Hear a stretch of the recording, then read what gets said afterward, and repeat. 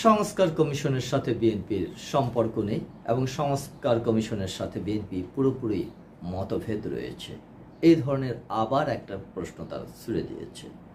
রাজনৈতিক দলগুলোর সম্পর্ক দেশের জনগণের সঙ্গে। আজ যারা সংস্কার নিয়ে এসেছেন তারা পণ্ডিত লোক, জ্ঞানী লোক, বিশাল বিশাল বিশ্ববিদ্যালয় থেকে ডিগ্রি নিয়ে এসেছেন। তারা শ্রদ্ধার পাত্র হলেও সরাসরি জনগণের সাথে তাদের সম্পর্ক নেই।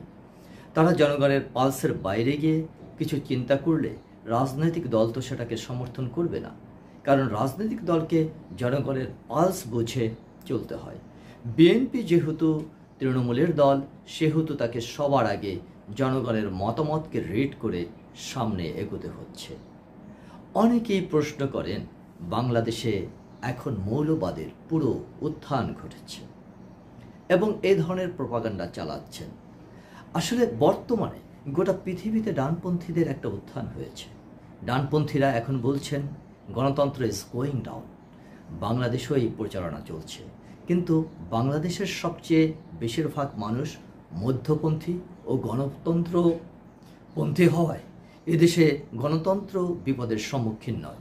ডানপন্থীদের উত্থান মানে কর্তৃত্ববাদের উত্থান ঘটবে, গণতন্ত্র পিছনে পড়বে। কিন্তু সার্বিক বিবেচনায় গণতন্ত্র হচ্ছে শ্রেষ্ঠ শাসন ব্যবস্থা। শাসনের জন্য, সুশাসনের জন্য, বাংলাদেশের জনগণের জন্য এবং বিএনপির জন্য তো বটেই।